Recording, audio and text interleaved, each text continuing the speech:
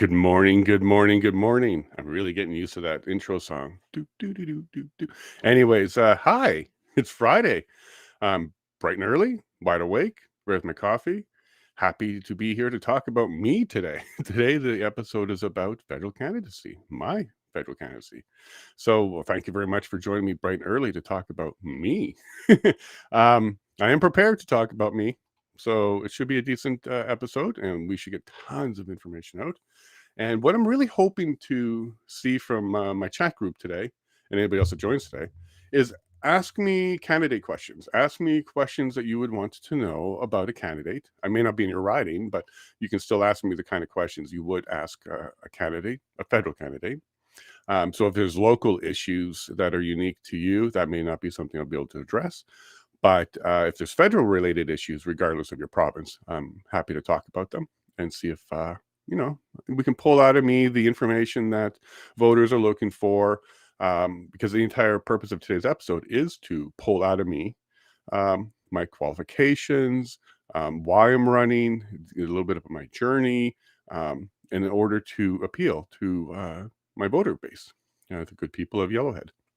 So feel free to ask all the questions. It could be like an ask me anything. And I will answer basically anything. So if you want to ask a personal question, go ahead. If it's political, by all means.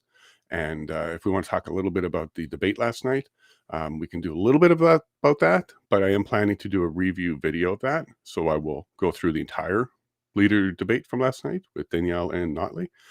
And but for today, we'll kind of focus on my candidacy, why I'm doing it, what kind of road am I taking? It's not really the easy one. It's a little unorthodox, but that's the road that I'm presenting with myself, and I'm looking forward to answering all your questions. So go ahead and throw them in there. Today is a get to know Jay, the candidate day.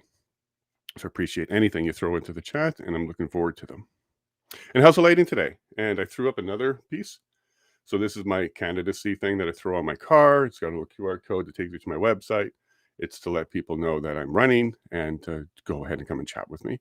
Got my shirt today. There you go. And it may be a silly plug, but I do have a website, yellowhead.vote. And you can also get merch there. So you can get the shirt, you can get the hat, you can get the coffee cup.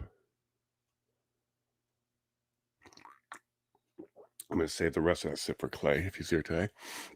And it helps support my candidacy. So anything that you do with the website, yellowhead.vote, those funds that I raise there help the candidacy, not me personally, of course. So if you want to support the candidacy, that's one way to do it. But more important to me is to spread the message and get these kind of videos out to a lot of people. So if you can go ahead and share with your friends, I can do that. Oh, there we go, Clay. Yep. Now I can finish my sip. I got to be careful. I got a white shirt on today, and it's chilly. So I wanted to put my jacket on, but it kind of messed up. Look what Ali did. Thank you, Ali. That looks pretty cool. And then, of course, good morning, Clay. Nazario, good morning to you as well. Is it still chilly? It is about 9 degrees here this morning. Not chilly enough to be cold, but chilly enough to want to put a jacket on. I'm going to try and get that logo there for you. And good morning, Juice. It's really nice to see that you get up bright and early. I know you're in Alberta, so you're bright and early with me. Hopefully you got your coffee. Mr. Mayor. Good morning, Mr. Mayor. How's Main Street? Probably bustling. But good morning, Mr. Mayor. Nice to see you, buddy. Good morning, Padge. Good morning. Happy Friday. Padge is getting better. She is starting to sound more feminine, which is wonderful. It's been a little odd hearing this deep voice that's crackly all over the place. But she's getting better. And, hopefully we can enjoy our weekend. And I still haven't caught it. So knock on wood. Still haven't caught it. Not even anything going on. So thank you very much, Paula. You've been making it really easy on me to focus on these kind of things. And thank you for taking care of your kids. And thank you for taking care of us. I appreciate that, Paula. You're awesome. Show some love to Paula in the chat. It's been a long week for her. Good morning, Jason and everyone. Motown. Oh, well done. Motown 8460. my pen pal, my Twitter pen pal. We do lots of chatting on Twitter. One of my favorite things to see is a message from Motown. Lives in Calgary, I believe, dealing with Notley and city life, and definitely a supporter of the program. Purchased a shirt too. Got themselves the nice navy tee. So we'll go ahead and be putting orders in. So if you guys want any of that stuff, now is a good time to get in there. Saves on shipping, so I can go ahead and get everybody something. But nice to see you, Motown. Very, very excited that you joined us first thing in the morning. I know it's early for you too, but thank you for coming. And I hope the wife and that work thing worked out great, and the family's doing well. Good morning, Ellen. Good morning, good morning, good morning.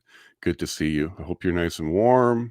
The chickens are good, and you're looking forward to a decent Eastern Ontario day. I'm not sure what your weather's like, but let's take a look at my weather. See, we're getting some color in the sky today. It's going to be less smoky. There's definitely no smell of smoke in the air. It's looking a lot thinner. So we may get a nice sunrise today. So keep an eye on that window in the corner, and you might see a beautiful Alberta, central, eastern, western sunrise. Looks great. And if you did catch the Notley debate last night, Notley didn't do so well. She acted like a teenager who was name calling instead of dealing with the issues. She would ignore her record and just kept repeating a couple talking points that didn't help her. Danielle did a good job ignoring the ignorance that was happening there, working hard on just getting her message out. And I absolutely believe Danielle did a great job with that debate last night. So again, we'll get into a lot more detail on that. I may do an entire special episode about that. Ellen, here's a question. What are your thoughts on the NCI, the National Citizens Inquiry? Ellen, great start. Great first step. Just like any first step, lots of things need to be improved. Not so much on what Preston Manning was doing. I think he did a good job. I would maybe challenge a bit on how he did his commissioner stuff. Don't want to sound like I'm complaining, but I didn't even get a tell me more after I put in that package for him. I would have liked to see a little bit more of a process there where maybe multiple commissioners or something like that. But in either case, I think it's a wonderful first step. It's a good V1. It's a good version 1. It's lacking in the power it needs. It needs subpoena power. It needs to be able to prosecute perjury. It needs to be able to draft charges at the end. These will be things that I'm pushing for as a reform on the current Inquiries Act that we have, Public Inquiries Act, because it should be a citizen-based initiated. It doesn't necessarily have to be citizen funded, but it definitely needs to be citizen initiated, citizen controlled, and have a lot more power. Overall, I think the NCI did a good job on having people come out and talk and tell their story and share information. But as you know, Ellen, the media did not pick it up at all. It wasn't even on their radar. It probably was on their radar. They ignored it intentionally. But it didn't have any punch. Okay, it didn't have any punch. It didn't hit the Canadian psyche at all. Nobody really knew about it. Nobody followed it. Unfortunately, I didn't do the stream. It was something I was planning to do. I was hoping to be able to get to do. I didn't get a chance to do that. I don't know, maybe we can do a recap of it. But overall, Ellen, I think it was a wonderful first start. It gave at least a framework that we can now start tweaking and working with. And ideally, the NCI will lead to reform in the statutes that help us actually get true citizen inquiries. So was it a home run? Was it a wonderful first version? Yeah, I think he did a great job. I think his team did a great job, and I'm looking forward to additional inquiries that come from this particular type of format.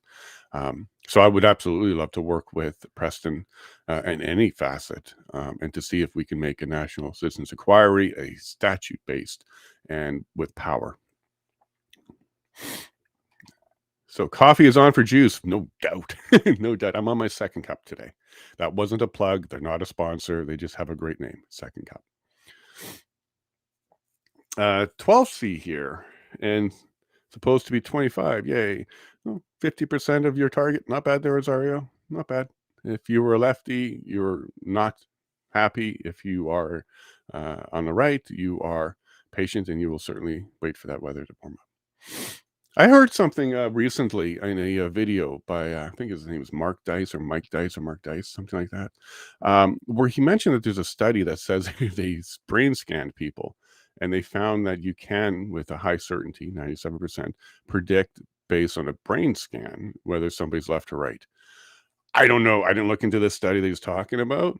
But I found it interesting that they claim that the part of your brain that triggers disgust, like makes you feel disgusted, is very active on the right and non-existent on the left. That could explain why they definitely have, things that make us very upset to see, like, how could you do that? And they were looking at that like progress. Um, I'd like to know if you guys have heard of that study. I think he said Maryland or something like that, study in Maryland. But if that's the case, is that true? Maybe we'll use this graphic here. Is it Trudeau? I don't know. I don't know. I thought it was pretty interesting in that. There we go. So get that chat off. In that it was if it's true, then I guess it would be an interesting way to look at the situation, kind of explain some things if it's true, but I don't know. I don't know. I thought I would just bring it up to see if any of you know about that study and if you can share some of those details. And then we got Zario here. Love to hear your position on C21 and recent amendments. Okay, I don't have enough about C21, Azario. We could talk about C11, but we did talk about that a bit. But C21, an amendment, okay, an act to amend certain acts and to make certain consequential amendments, firearms. Oh, yes. Okay. Thank you. Thank you. Thank you. Thank you. Good news for you, Azario. I'm doing an entire episode on property rights, which includes firearms. And this will make a massive appearance in that episode. And if you will have some input on that one, I'd be happy to include you in on that conversation, Azario. I am trying to get somebody I met through Twitter in this space. It's working on gun rights in Ottawa. So I'm trying to have her join me. So I'll get back to you on that one. Good news for next week. We are totally booked with guests. So all of next week, every episode is going to be a different guest, starting with Tom Marazzo on Monday. We've got Andrew Lawton as well. We've got Government Corrupt, which is a Twitter account, which really, really pushes hard on the government on all levels. We also have a podcaster from Saskatchewan. He's joining us on Wednesday.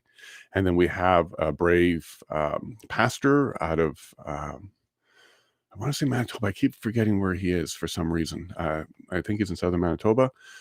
He's wheelchair bound in his struggles with backs and being able to gain access to the healthcare system when he's not.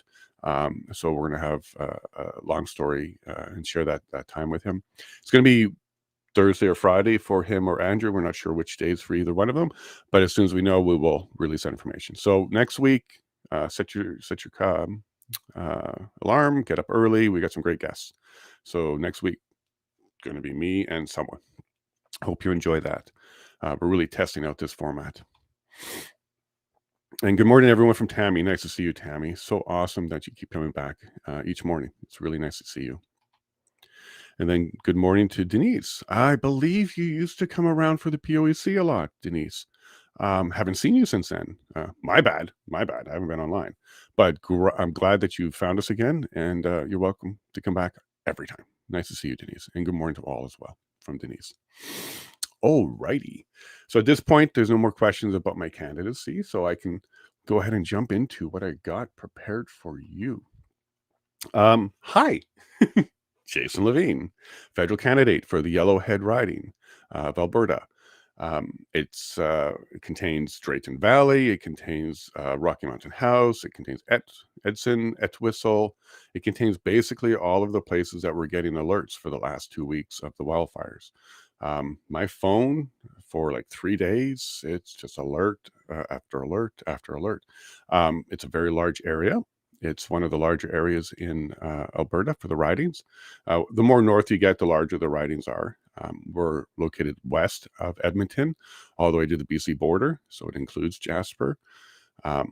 And it's a riding that's kind of dear to me because it welcomed us in immediately. It's very, very accommodating to people. We found that the services here are great.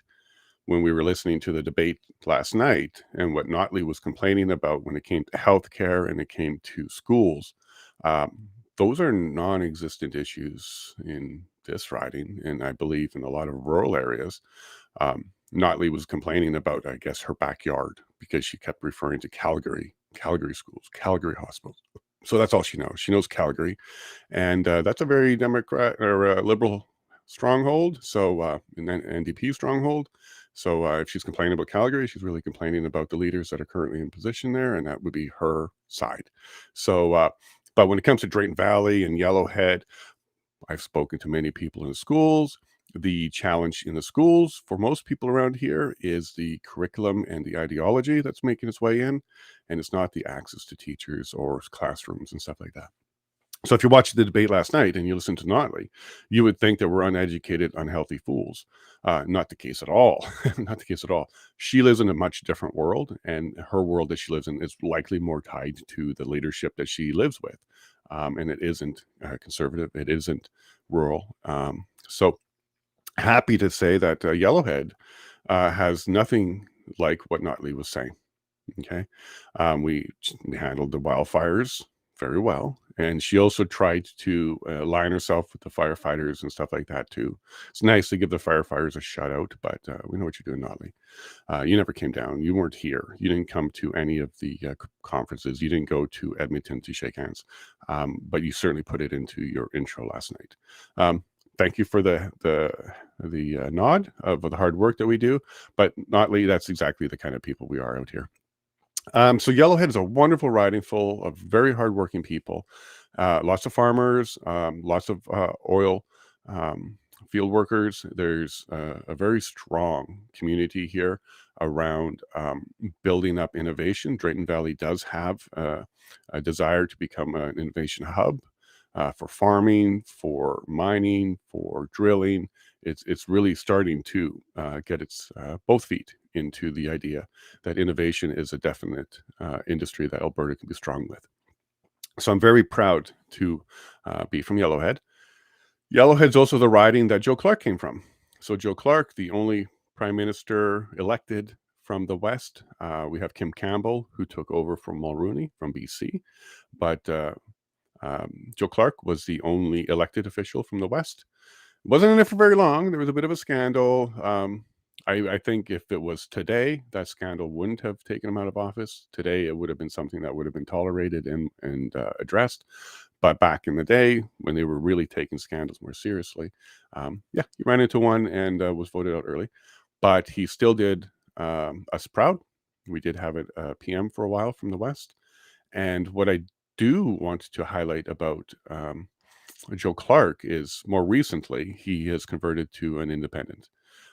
He's left the Conservative Party of Canada, and he's not running, but he definitely identifies as an independent, and he talks like an independent, and he definitely can see the advantage and the value in independent candidates. So I'm very pleased to have found myself in the Yellowhead riding.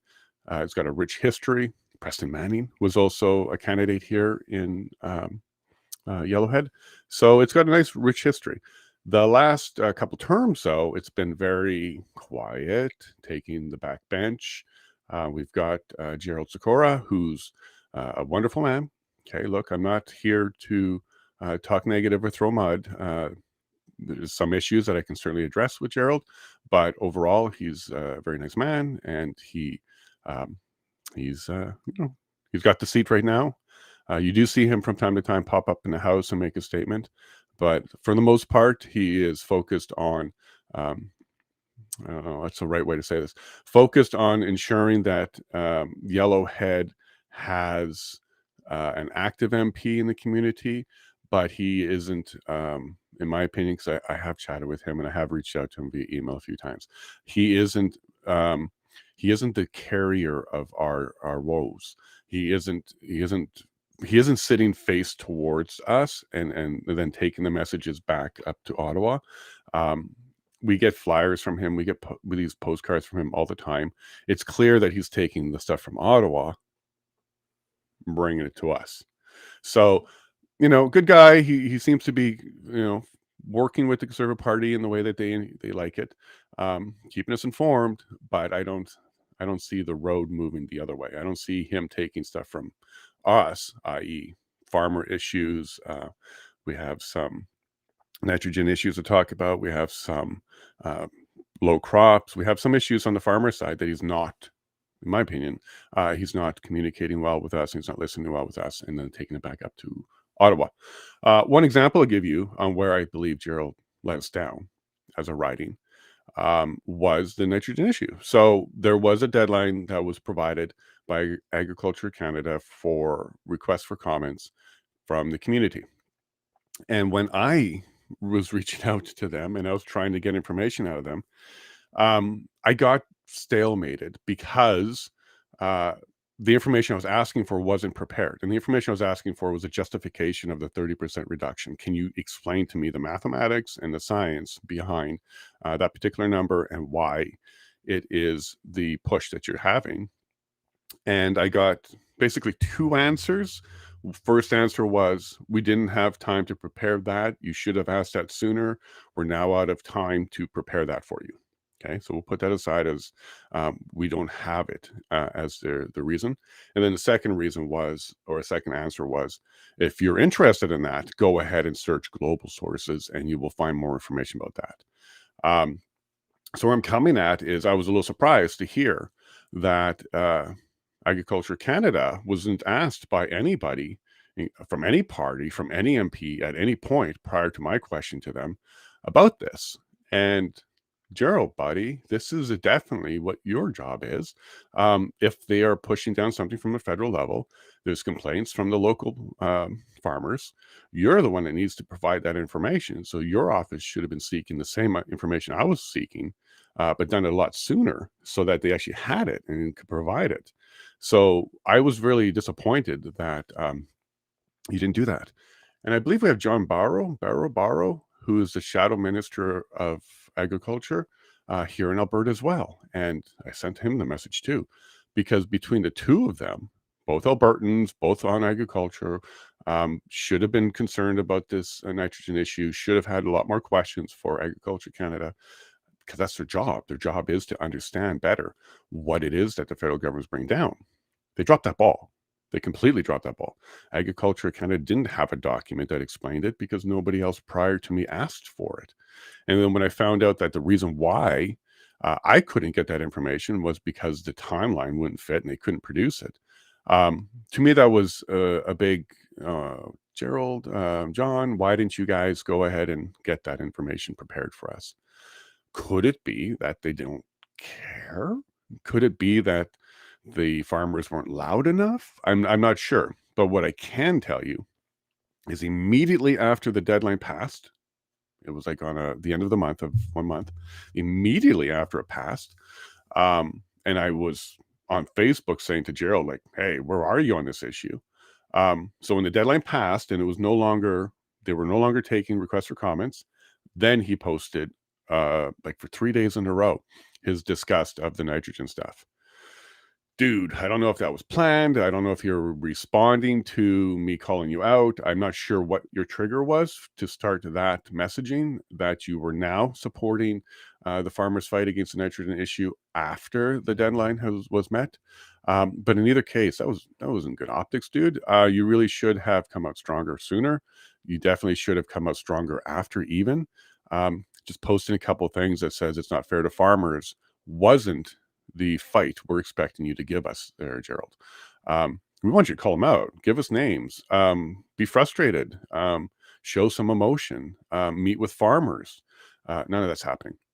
And that's what I was doing. I was meeting with farmers. I was writing stuff on social media. I was reaching out to Agriculture Canada. I was reaching out to a scientist, even reached out to senators on this particular issue. And that's the job of an MP. The job of an MP is to represent the needs and desires of the constituents. And I wasn't seeing that from Gerald last year. So that's kind of who I am. I am the kind of guy that can see an issue, listen to people, complain about it, figure out and analyze what could be a path forward. And even if I'm not the MP and I don't have any clout and nobody really responds to me because they have to, even with those limitations, I'm still pushing forward to try and get some action from my neighbors, because we have to fight for it. There's no way that we can just sit here and hope that Gerald, the federal government, Trudeau, his minions, all of them are going to do good things for us. We definitely have to be the ones that take up that lead. So, that's kind of what I've been doing. I think Gerald's a nice guy, but I don't think he is proactive enough on the issues that are important to Yellowhead. I don't think he is taking our information and our complaints and our desires up to the House. I believe he's bringing the House's information down to us. And also he, for some reason, and I really don't know why he does this. I don't know why he thinks he needs to do this in Yellowhead, but he absolutely commends the Liberal Party. He doesn't condemn them. He commends them. For example, they released this program, which is meant to be a bait and switch to get farmers more deep into debt. They raised the borrowing rate on a program by threefold or fourfold. And Gerald was the one around here pushing it out and bragging about it. But I don't know if he didn't realize or if his party didn't realize or what was going on. But that was a bait and switch trap to get farmers into more debt than they can afford, and to tie that debt for the first time to the security of the land. So if they defaulted on that particular program took their land. Don't know why Gerald's the one around here pushing a program that's designed to transfer the ownership of farmland from the farmers to likely a larger entity that can afford to buy them out. It was incredibly weird that he was pushing it so hard. It was in our newspapers and stuff. There's Gerald's smiley face saying, "Hey, we can get you into more debt with a Liberal program. Go check it out. Here's the link." And I was like, wow, like, why isn't he even highlighting, don't take this money unless it's absolutely necessary, find other ways to do it, don't take this money, it ties it to your land, last resort, those kind of things. Nope, he said, here's the program, go for it, here's the link. And he had the attitude that it was free money. So whenever we hear anybody saying, hey, look, there's some free money here, that's a Liberal talking point. That's not a Conservative talking point. So I'm not sure why Gerald was on that bandwagon. Maybe it was a mistake. Maybe it was a slow news week. Maybe he thought it was beneficial. He didn't look into it. He didn't read the fine print like we did, but he should have. So Gerald, 40 years as a politician in Yellowhead, mostly as a mayor. And yeah, so thank you, Ali. That's a wonderful time for that one. So I felt I needed to challenge him on that one. So before I go to that one, Ali, I'm going to go ahead and check some more chats. We got one from Padge here. There was also the issue of Gerald Sikora promoting the loan for farmers, that the long run would not have been beneficial. Love you, Padge. There's that connection. Love you, Padge. I didn't see your note before I went into that part. Juice, question. You have moved to Alberta and have seen what our base economy is. As a candidate, if elected, what would you do to keep your riding and province on the map to keep the economy rolling? Innovation in energy. I want us to really develop a global presence on innovation in energy, all types of energy, from oil, sun, wind, geo, all types of energy. I'm not trying to suggest that we should turn to one. I'm suggesting that we should become the global leaders in the research and development of energy, all types of energy. I want Alberta to trigger the idea that good energy, clean energy, green energy, useful energy, all of this is what Alberta is able to produce, able to advance, and able to take a leadership role in. Around energy, for sure.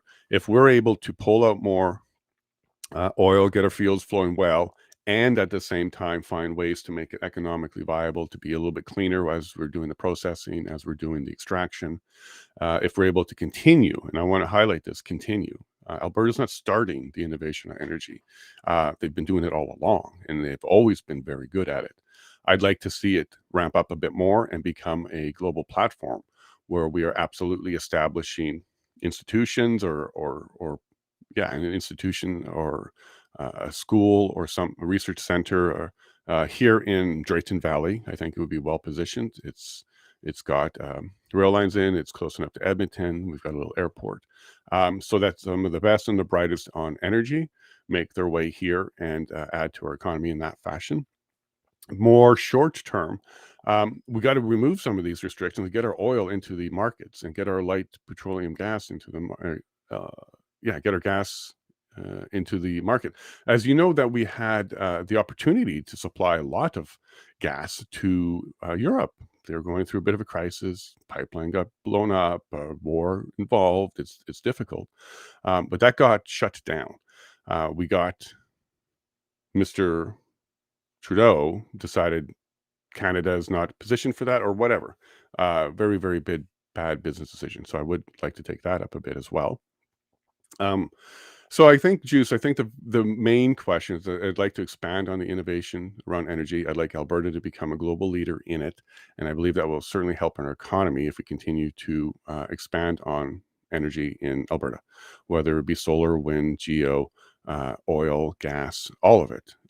We have that advantage globally that we're sitting on all of this. Not sure if you know, but Alberta is the second sunniest province in Canada, second to Nova Scotia. So we definitely can work on innovation around production of solar panels, the efficiency of solar panels, make them really truly stand up against the winters here, produce well in the winters. And then ditto with some wind. Wind, I don't think is a magic solution for long term, but it definitely does help places that are darker, more north. The combination of solar and wind could be a good way to go about it, backed up with gas. So you need some generator there. But Juice, I'd like to see us have a global think tank here around this. Oil, gas, and forestry. Yeah, forestry too. Okay. That industry, it's a little bit less open to innovation. There is room for innovation in forestry, but it's a pretty well developed and innovated industry. I don't know if there's a ton of room in forestry, but there certainly could be room for forestry products. So once you take the tree down, it turns into lumber, pulp, other stuff. Maybe there's some innovation around that, and we can do some more refining and maybe contribute in that way. But I really believe Alberta can be an intelligence hub when it comes to energy. Land grab is WEF and UN initiative. Look at what's happening in Holland. 100%. Azario. Yep, you're on it. Holland, Netherlands. Had a large argument with somebody from there that Holland isn't its name. It's Netherlands. Holland isn't even a place there. There's North Holland and South Holland. Those are like provinces. But a lot of people just say Holland. But it'll be like referring to Canada as Ontario. Nobody does that. But yeah, absolutely. And France as well. And as people understand what they're doing, they're absolutely going to push back. And I know that there's a property not too far from here that has Bill Gates as an owner. So one of my neighbors is Billy G himself. Juice says 100%. So yeah, energy innovation, all energy, not new energy, not green energy, not traditional energy, all energy. I think Alberta could become a hub. People from Abu Dhabi will be flying here to learn. People from all countries will be flying here to learn. I believe Alberta should take that seriously because we have the ability to be a great testing ground. We have varied climate. We have varied wind. We have unpredictable stuff at times. These are all perfect for a testing environment for different types of energy products and where am I going with that? Products or services. So let's try that. I also talked to the mayor about Drayton Valley being a hub for drone research and production because we have such cold climate at times and winds. And I believe Drayton Valley has a unique weather system that allows them to be good testing ground for consumer products like drones and cars and other things like that.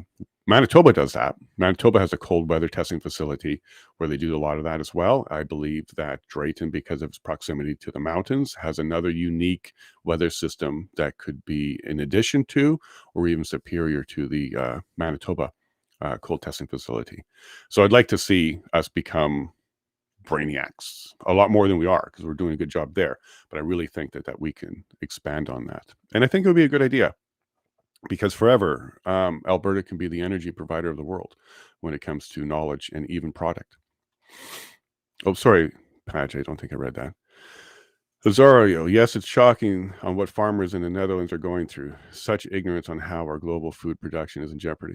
Yeah, and you get weird comments out of the other side saying, no, you're not going to produce less food, but we want you to use less nitrogen. We want you to use less water. These people have no idea how the food logistics work, how it gets from ground to their plate. They think it's a magical thing because the way they talk is not sane. It's not making a ton of sense.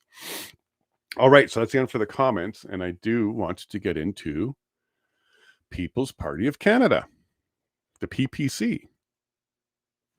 Some of you love them. Some of you are weary of them. Some of you don't like them. But overall, there's a movement there. There's definitely, on the conservative side, another option. Maxime Bernier. He's very, very vocal. He's very active. He's working hard to try and get himself in. He's even moving his family to Manitoba now to go ahead and find success in getting himself a seat and getting himself back into the House. It's a younger party. It's definitely growing. It's got some very good support in the West. And yeah, it's a promising party. So why didn't I accept their offer to be their candidate? There's a few reasons. And none of them are bad. Like, look, I don't want you thinking that the PPC party itself, on a fundamental level, on an ideological level, was incompatible with me. There's just, some of the platform that I thought maybe was not quite reflecting my desires. But overall, I do like the fact that there's another conservative-based party doing what it can to try and spread the power out. Anything that takes some power away from the two major parties, the duopoly that we have, isn't a bad start. But why didn't I just go and take the seat? It would have been easy. As they said, you've already got 18% of Yellowhead in the bag. If you work on that, you can absolutely grow that. They had a great showing in the last election here. They were second only to Gerald. And that was with a candidate who wasn't from Yellowhead. He was from Alberta, not far away, but he was basically the de facto candidate because they didn't have somebody else. And he's the one that recruited me, or tried to recruit me, really, really hard. Very good guy. Very, very. I'm not going to call him a strong leader, because his leadership is what really turned me off. But he definitely has the passion. He has the desire. He definitely wants to do good work for the PBC. But he was lacking on a couple skill sets. But why did I turn him down? Well, I got to take a look at the requirements. They didn't give me the contract for some reason, but they certainly talked about it, and I asked about specific things. And then when I got the details on those specific things, it wasn't a match. They had a thing called the leaders clause. Okay, I flat out asked them, "Hey, if we do a bunch of work and we build out this riding, would Max come and just take it?" And they said, "No, there's no such thing as commandeering the riding." That's what I called it, commandeering. However, we have this policy in place that if the leader wants one, there will be a vote. The leader can challenge. There will be a member vote, and then the outcome of that vote will determine the candidate for that riding. Explain to me, how would it work if the leader challenges for a riding and loses? Is that possible? Is that even something that can happen? Would the party itself vote against a leader for a stronger candidate in a riding, knowing that a vote against a leader is almost like a leader vote, like whether or not you accept him? So if he loses, what does that mean? Should he be stepping down? Does he try another riding? What kind of press would that lead to? So I didn't see in a real logical world, no matter how good of a job I did, that membership would vote against the leader. I, so to me, that was just a fake clause in the contract that kind of gave the impression that there was some sort of a democracy going on, and you can, win that against the leader. Not a chance, not a chance. I believe that would completely destroy the faith in the party that anybody outside the party was having if the leader himself lost a riding election within the party. So there was no path forward if he made that challenge. So I asked politely, look, can I get an exception to that one? No. So they made it very clear that no, if we believe that Maxime needs to go to Yellowhead as his best chance to win a seat, that's exactly what's going to happen. Okay. I can be a team player for most things, for sure. I'm not a ignorant person. I can be a team player, but I could not. And I don't want to have to fall in good conscience on this one, but it's exactly why it bothered me. I could not go to a farmer or a resident and shake their hand and say, "Hi, I'm Jason, and I'm here to run for candidacy. I would like to represent you," and then have a conversation with them about how I would represent them and what I would do, while knowing the entire time that I may not be their candidate. I may be replaced by Maxine at any time. And having a conversation with somebody and making commitments to them that I would do something, but at the same time knowing that there's a chance that it won't be fulfilled, that bothered me too much. I could not go out and start telling people, vote for me, and then last minute it turns into Maxime, and then they vote for Maxime. I couldn't make those commitments to people. I couldn't shake their hands and look at them in the eye and say, I will do this for you, and then not. So that was a conflict for me that I had trouble with. So for that reason, and the fact that they couldn't give me the exception, there's 338 ridings to choose from, but he couldn't provide an exception for this one. Uh, that was a lot of straws on that camel's back. The last straw was, and I'm not going to go too much detail because I don't really want to out people for their behind the scenes behavior, but it became very clear to me that there was lots of characters behind the scenes that were gatekeeping Maxim. So messages weren't getting to him. He wasn't even being brought forward on things. They were non-responsive on very simple things. One example would be email address. Okay, as a candidate, you got to go get your own domain name. You got to set your own stuff up. You got to put up your own website. But why isn't headquarters providing that? Why doesn't headquarters have a common domain name for candidates? They kept talking about having one coming soon, yada, yada. But not only could I not get an email address from headquarters, I couldn't get approval to give myself an email address from headquarters. I came up with ppcwest.ca. I came up with yellowhead.vote. I came up with domains that I would be able to use, but they wouldn't approve. It was weird. It was weird.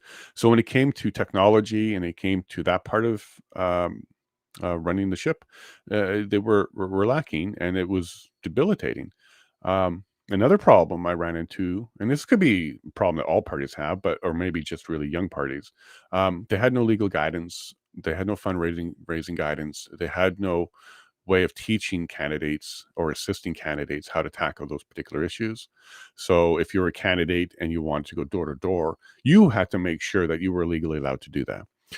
You had to look into stuff. There was no upper headquarters type of thing that would say, hey, yeah, Calgary, you can do it in this way. Everywhere else, you can do it in this way. So there was not enough support, I think, for the candidates to be successful. No technical support, no fundraising support, and no legal support.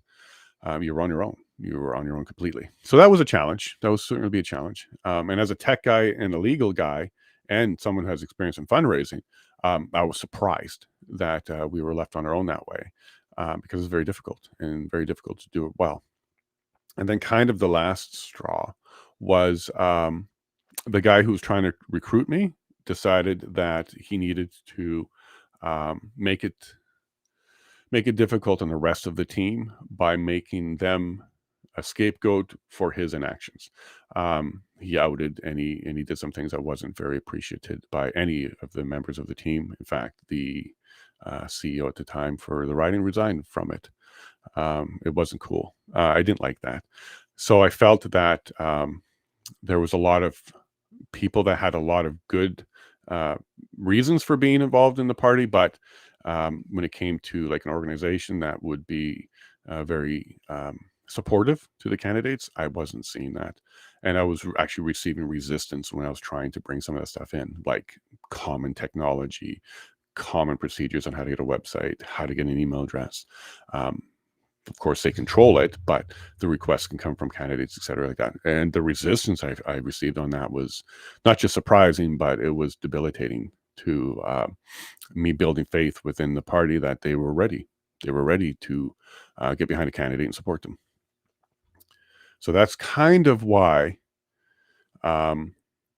those reasons and a couple more. I am an independent thinker. I am an independent person. I also had trouble with the requirement, and this is on all parties, the requirement that the party platform is the only thing that you can push and get behind. You couldn't even make a varied version of it. So if you had a different take on immigration, you couldn't even say that. If you had to take on something that's not on a platform, you cannot say that. You're not able to take a position that isn't in line with the national platform. I way too restrictive for me. Way too restrictive for me. How do I bring forward anything if the first fight I'm going to have is with the party itself because they're not open to debates? So for those reasons, I'm way too independent. The party was very young. It seemed to be disorganized. I'm sure it's gotten better. Okay, Maxine, they found him a place. It's not in Alberta. It's in Manitoba. I'm sure it's getting better because there's a lot of people there working hard and doing the right thing. But that's why I didn't. I decided to go independent. It's going to be a tough road. I'm going to have to start from 0% support, not 18%. That doesn't scare me. It just makes me understand that there's certainly a lot of work to do. And that's what we're here for, right? That's the kind of candidate you want. I don't have the sleeves because they're permanently rolled up. I'm ready to go, okay? And that's what I want to do. I want to put my energy there. I think I definitely have the energy to run a campaign, go through a campaign, even with duct tape and cardboard. We're going to do that campaign. I think there will be an appeal when people get to understand who I am. They will understand that I am facing them and I'm interested in bringing their issues to Ottawa and not the other way around. I definitely think that Ottawa, through the party, via the MPs, to the people, need to stop controlling us. And the only way to do that is to have an independent mind and somebody who's willing to stand up to the current machine and the current parties and don't let them. And I don't want to say bully because they didn't bully me. They certainly tried to make it so enticing that I would go ahead with the things I didn't feel comfortable with. 18% support, second place in this last election. Maxime going around doing tours around Alberta. He was doing that last year. There's a lot of things that I think was attractive, but that would be almost a form of selling out, right? Like if they're making things easy for me, as long as I go and do things I don't agree with, well, that's not the way I want to start any political career. And it was kind of surprising to me that it wasn't more flexible within the PBC. I really would have expected them to be a lot more accommodating to an independent mindset because I really think that their messaging could be stronger if they did that. But they have a very strong history with the Conservative Party. That's where a lot of their leadership came from. And they also have some very vocal and hands-on people in the, I don't even know what to call it because they're not in the leadership, but they're like the advisors and funders and stuff like that. Heavy conservative and very, very conservative values. I'm not afraid of those, but it does mean that innovation and debate are two things that they don't know how to say. So that part makes it difficult. And they were really running it as a conservative party. So if you were looking at the Conservative Party and you're looking at PPC on the leadership level, it's some of the same people and they're doing some of the same things, top down. They have a whip. Okay, they have a whip, and they made it clear to me that if I'm not compatible with the platform in its entirety, and that would include platform issues in the future that I have no say or input in on, then I wouldn't be supported by them. All right, sounds like a good reason. All right, so cool, Zario. They are wanting to control the land so they can control you. They do not want self-sufficient people. I think it's a little bit bigger than that. It's more than just to control you. I think they're going to go full on socialist. So you have to apply for where you live, and they're going to place people where they think they need to be because nobody's going to own anything. I think they're just setting up for that. Plus the food production and owning the food production. So Azario, and yeah. And this is another shift of wealth, okay, to the globalist, especially with property. Yeah, no doubt. And I don't even think they need to put that in their book. They're just doing it. And then Clay says, that they don't. 100% agreed, Azario. Yeah, no doubt. They don't want us to be self-sufficient. And you see that all the time.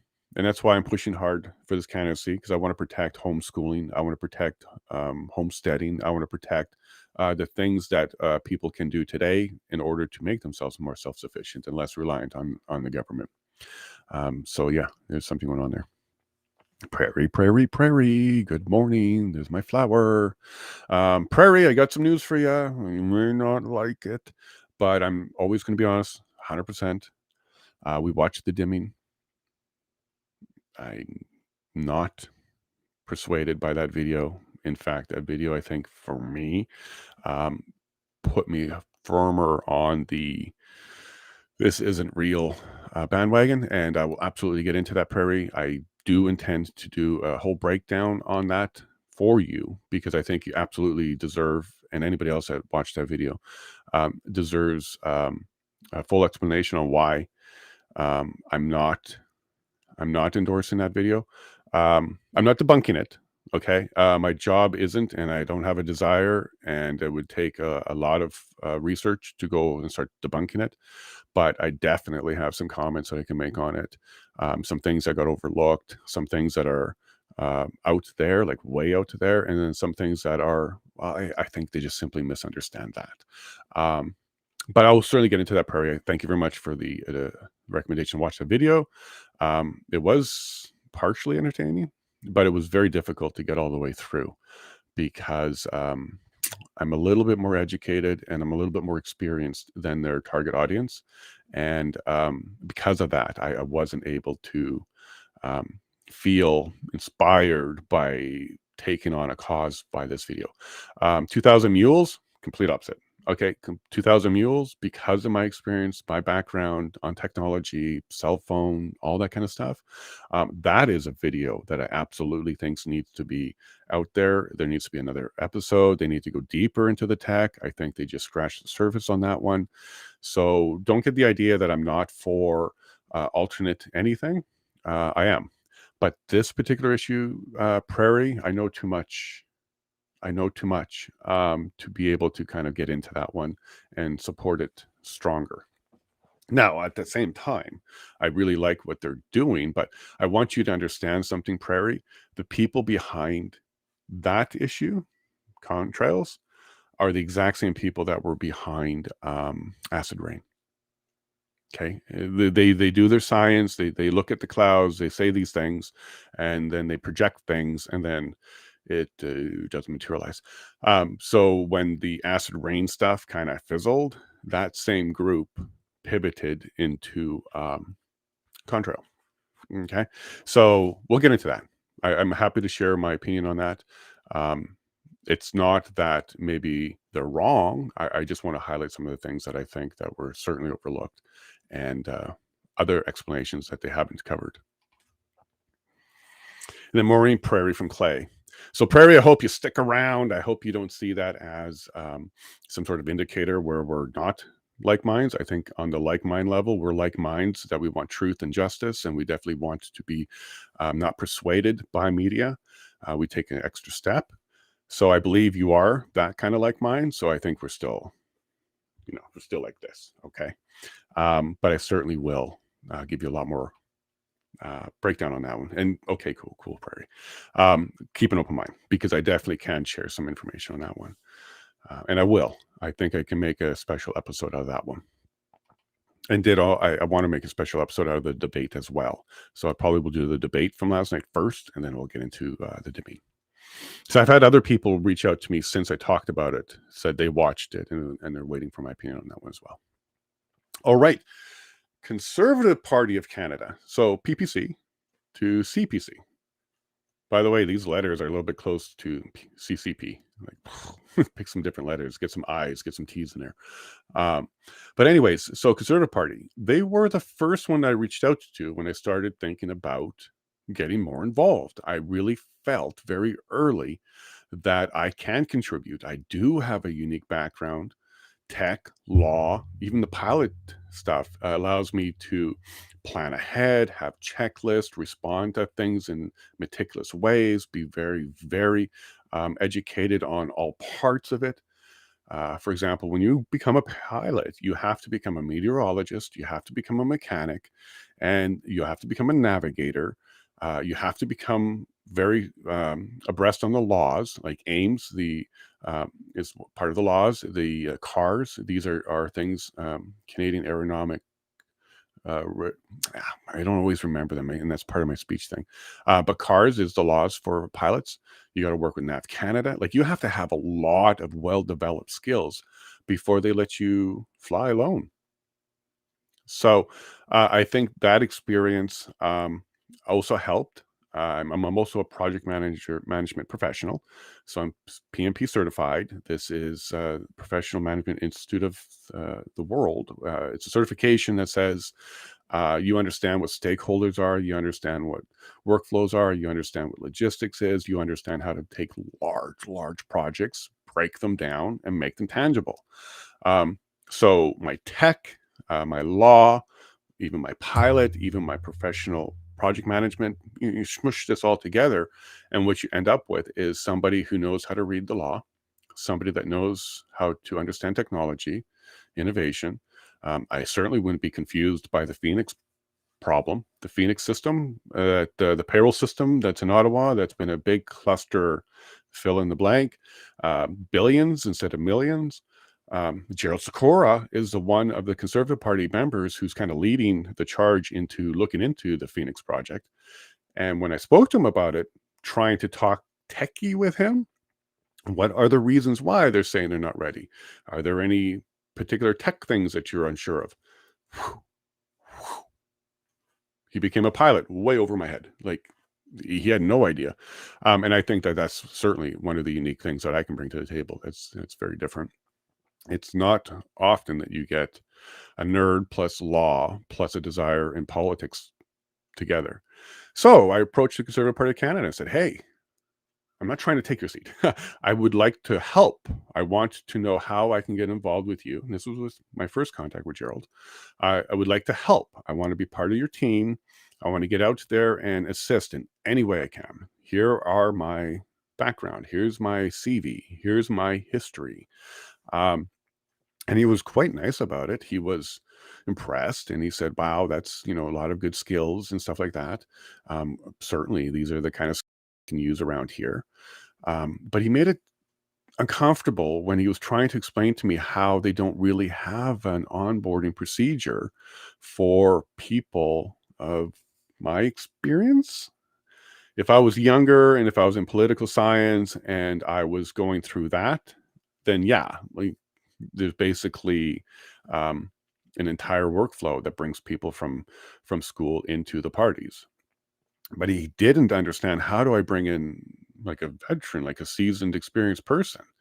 I also got the impression that they felt that I wasn't who I was portraying myself as, somebody that just wants to help.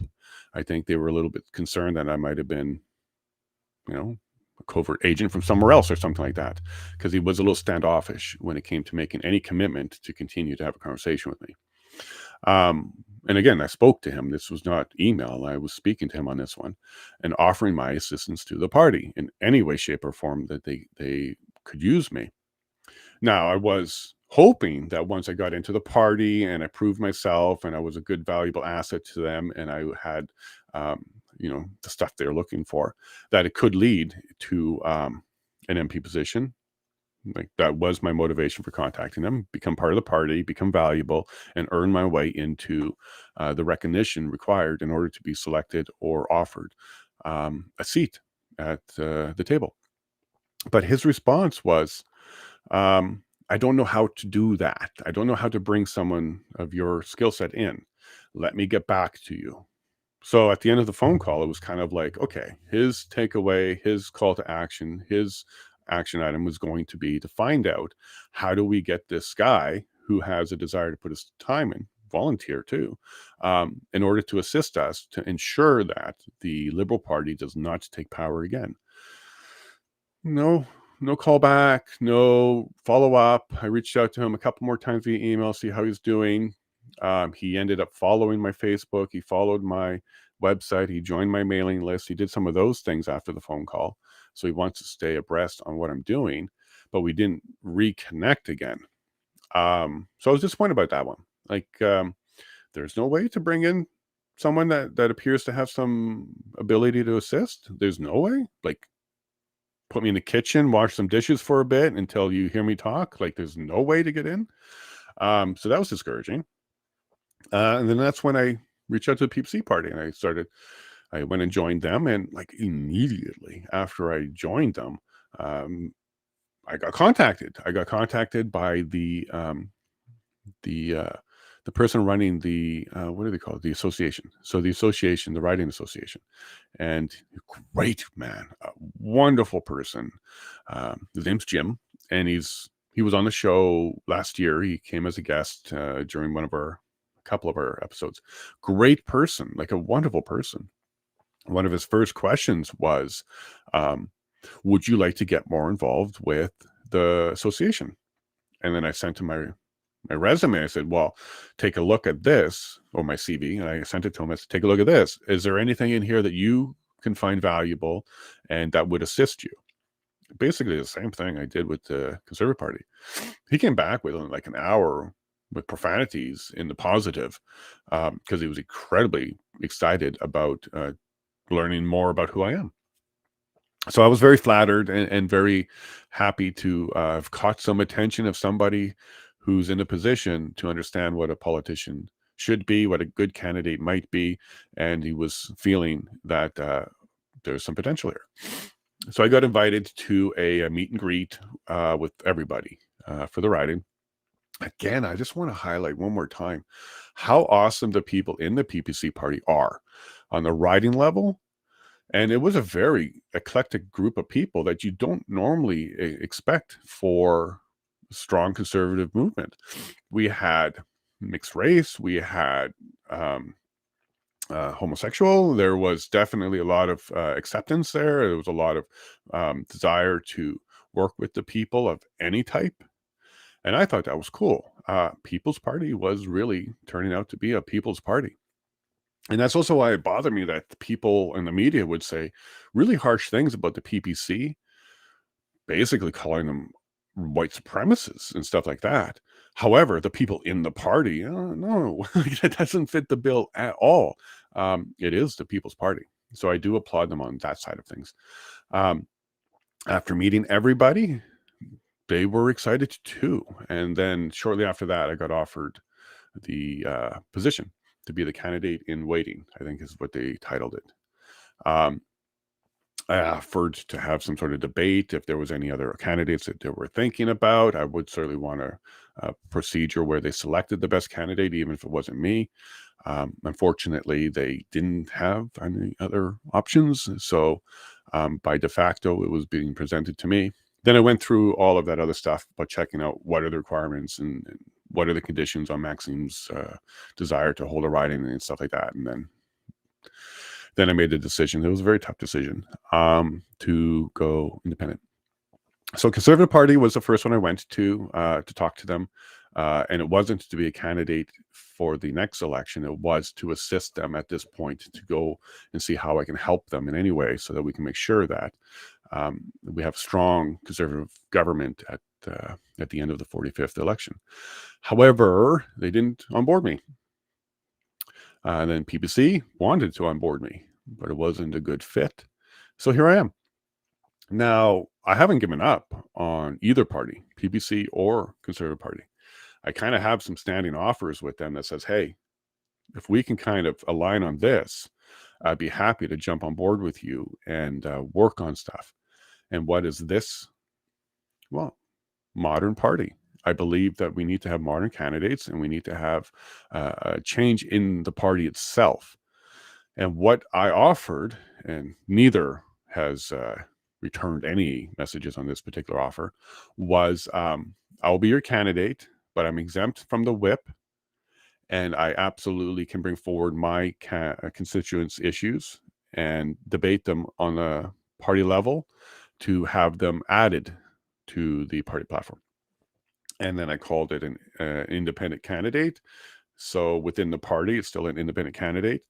And I tried to explain to them how I believe Canada would accept that as a new type of candidate if they knew that the party supported independent candidates. I believe that more people would get behind that party.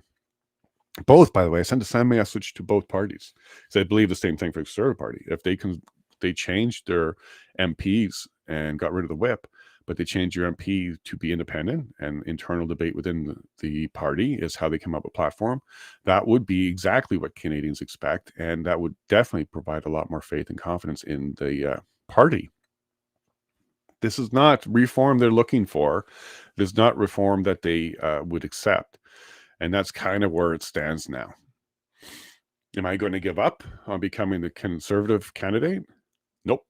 I came up with yet another plan. And that plan is to actually, within the party, challenge Gerald's seat. So the Conservative Party does have a process that lets people apply to become the candidate, to become the nominee. And that's wonderful. Okay, so I'm very excited that they do have a process. It's a very long document. I need to get 25 members supporting me. I need to be in the party for 6 months. So I joined last month. I need to do a few things. I need to go through like a credit check. I need to go through a criminal, like these are all good. I'm already an usher in a church. They check you vigorously before you can become that.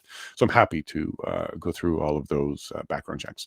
But then once you're all that, then there's a process where the party can decide, much like the leadership clause for the PPC, the party can decide the candidate. So I'm going to do that. I'm going to absolutely, without a doubt, fill in that paperwork, find 25 people to support me, get out there and get that process started. Because why not? Like my goal is to be an independent candidate in the House of Commons. And if I have the support of a party that's supporting me as an independent candidate, and I can bring forward my ideas and I do not have to be whipped, then yeah, what's wrong with that? I'm absolutely happy to play within a party that is doing a modern party that celebrates and endorses independent mindsets. Why not? I think that would be a great thing for the Conservative Party to start doing. It would be great if coast to coast we're getting candidates that are stronger. The riding is paying more attention to who the candidate is. I think that would be great for the system. I really do. So that's why I don't mind that. Yeah, I'm still working towards trying to find my way that fits inside of a party. Because I genuinely I do think I can bring enough to the table that I would be a benefit to Yellowhead riding in the House of Commons. So that's where I'm pushing now. I'm still going forward with my independent candidacy, right? Still got the website, still registered, all that kind of stuff. But I'm also, it's a two-pronged approach. I'm going to see if I can earn my way as the Conservative candidate as well. I'll always call myself an independent conservative. That's closest to what I am, an independent conservative. And I'm more dark blue than blue because I absolutely believe quite a few things that would be considered definitely strong blue. We'll get into a lot more of those. I think we'll have another episode where I get into my desire for policies and platform. For example, bank reform. There's a lot of room for bank reform. The banks are taking advantage of consumers in many, many, many different ways. And that's not just the freezing of bank accounts that we saw. Like my bank reform, it goes back even before then. That was kind of just a catalyst that we definitely need some bank reform in Canada. I also have some ideas around parliamentary reform, so the parliamentary process itself. For example, the Speaker of the House is a elected member of the governing party. Why in the world is the arbiter, the person in the middle that's supposed to facilitate the debate, why is that a party member? That should be a judicial position. That should be a federal judge. That should be rotated out. That should not be selected by the parties. That should just be a schedule. This is going to be the next 5 over the next 5 years type of thing, and not an elected. That's a troubling part of it because they're elected, so they definitely have a desire to appease their base, and from the governing party of all people. So that gives way too much control to the governing party inside the House during debates. So there's an example of where I absolutely think a little bit of legislative reform is necessary. We don't have to destroy everything, but we definitely should get rid of an elected member of parliament becoming the House Speaker. That should be a different position, a different person. All right, so looking at some... So Prairie is saying she's looking forward to hearing more, Jason. Cool. And it's about the dimming. I'm sure that I'll be able to present it to you in such a way that you'll understand a little bit more. They certainly left quite a few things out of that video that wouldn't be beneficial to them. And I'll get into that. But one thing to think about Prairie is, in order for all of this to work, like in order for them to pull this kind of thing off, they would need silence from aircraft mechanics, because they would have to know about the systems and stuff like that. So look, I know lots of aircraft mechanics, and I don't think any large group is capable of silencing any participants long term, if that is what they're trying to do. So we'll get into that some more. There's some challenges, and then of course the science, and then some of the different explanations to what they're finding. I have that for you, Prairie. So I'll get into that. Over his head, LOL, Scott, like that. Yeah, yeah, it was way over his head. When it came to tech, like, he didn't know. Gerald doesn't know tech. And look, don't fault the guy. The guy's 20 years my senior. He's definitely just like me as a homesteader, but he didn't put his energy into tech. But yet he's leading one of the inquiries, or look, I don't know if it's an official inquiry, but they're definitely he's on the team that's looking into the Phoenix software fiasco. Holy, there's some good messages in here. And then Prairie says, you know how they say your phone is listening and watching you? It is. I had taken a photo of the sky at full of trails, and later that video came up on my YouTube suggestion feed. Isn't that creepy? It's very creepy. And it does. I think we will certainly get into an episode where I talk about how this thing, which I have one as well, is the best spying device ever made. Okay, the best spying device ever made. Not only do you carry a tracker and a microphone with you, you pay for it, and you make sure it stays powered, and you make sure it stays on the network. You make sure it is completely accessible at every single time. You even upgrade it. You even put in new software. You are absolutely, me too, absolutely assisting with the greatest spying device ever created. We'll get into that one, Prairie. See, I do have some alternate thinking, and I do have some insight. Just to touch on that, Prairie, when it comes to Facebook developers, I know what you had access to. It's disgusting. When it comes to mobile app development, I know what you have access to. It's disgusting. When it comes to things like how does Google do GPS without using a GPS receiver, It's Wi-Fi. It's disgusting. You're gonna not like like any of that. So yeah, I have a lot of insight I can provide as a developer. I did the ones and zeros. I know what the APIs on mobile phones provide to you. I know what hardware is in there. I know what sensors are in there. I know what they're capable of. It's far beyond what you think they're capable of. For example, the accelerometer knows when you move the phone at all. It knows if it's upside down or not. It knows how high you have it off the table. There's a lot of information that you don't really realize that this thing is capable of collecting and then using it in some fashion. For example, you'll be told, oh, turn on the I have fallen and I can't get up feature on your phone because it will detect when you fall. So make sure you use that feature so that in an event of an emergency, you can get help. Well, when you turn that on, it's also going to turn on the microphone. It's going to turn on access to your cell phone network. It's going to turn on access to your internet network.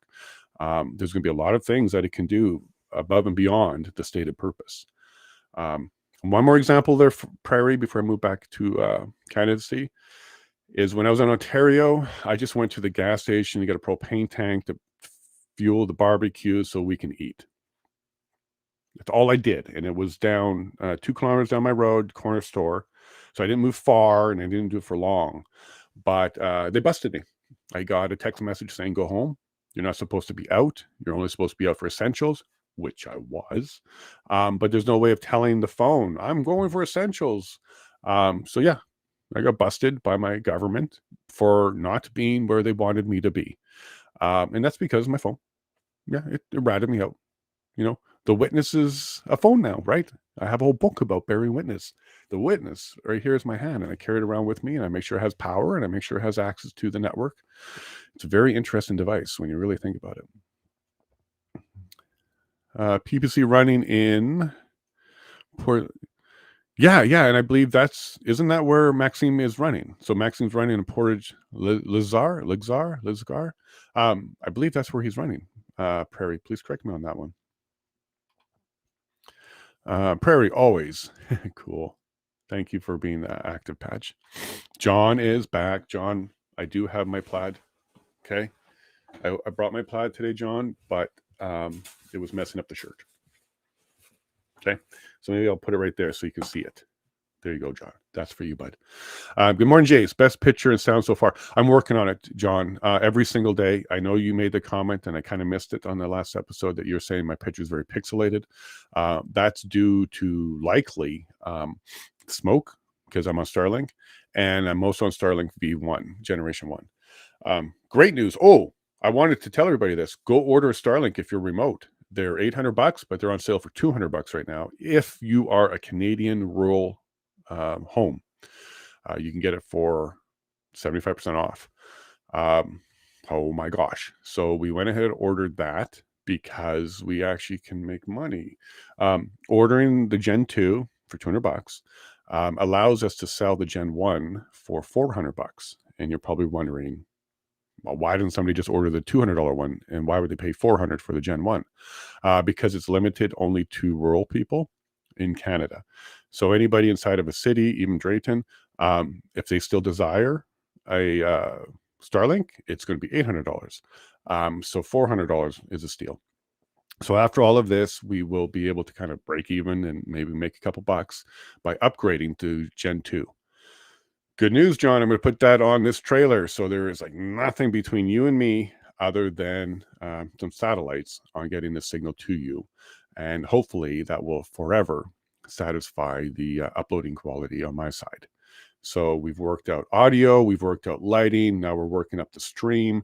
We're working out a background. So John, keep sticking around. Every day you should see something new and improved. And thank you very much for bringing it to my attention and staying on top of it.